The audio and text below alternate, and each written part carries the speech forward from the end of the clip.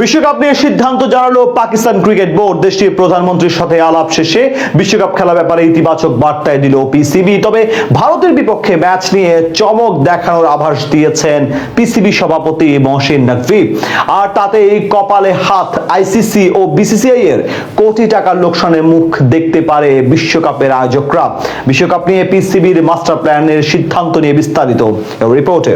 আসন্ন টি-20 বিশ্বকাপে অংশগ্রহণ করবে পাকিস্তান। রবিবার দেশটির প্রধানমন্ত্রীর সাথে আলাপ শেষে এমন সিদ্ধান্তই নিয়েছে পাকিস্তান ক্রিকেট বোর্ড। পাকিস্তান সরকারের পক্ষ থেকে সোশ্যাল মিডিয়ায় এক পোস্টের মাধ্যমে বিষয়টি নিশ্চিত করা হয়। তবে বিশ্বকাপে অংশ নিলেও ভারতের বিপক্ষে ম্যাচে মাঠে নামবে না বাবার আজম, শাহিন শাহ আফ্রিদিরা। পাকিস্তান সরকারের অফিসিয়াল এক্স হ্যান্ডেল থেকে এক পোস্টে বলা হয়, পাকিস্তান সরকার আইসিসি টি-20 বিশ্বকাপ 2026-এ অংশগ্রহণের জন্য পাকিস্তান ক্রিকেট দলকে অনুমোদন দিচ্ছে।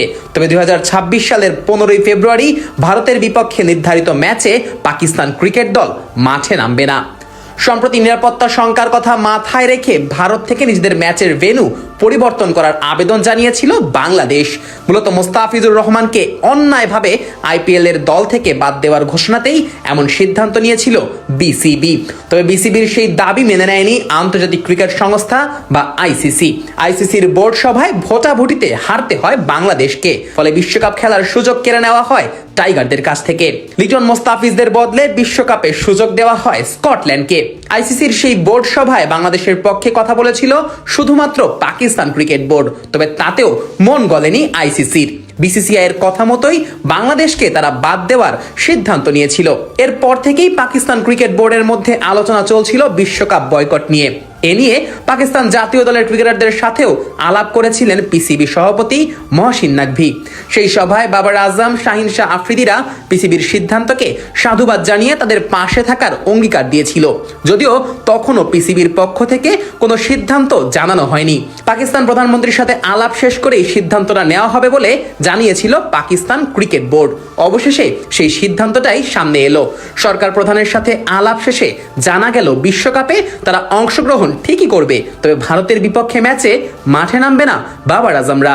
এই ঘটনায় এখন বেশ বিপাকেই পড়তে হচ্ছে আইসিসিকে। কেননা ভারত পাকিস্তানের মধ্যকার ম্যাচ দিয়েই বিশ্বকাপের অধিকাংশ ইনকাম হয় আইসিসির। তবে এখন যেহেতু পাকিস্তান এই ম্যাচ না খেলার সিদ্ধান্ত নিয়েছে, সে কারণে আর্থিকভাবে বিশাল ক্ষতির মুখেই পড়তে পারে ক্রিকেটের সর্বোচ্চ নিয়ন্ত্রক এই সংস্থা।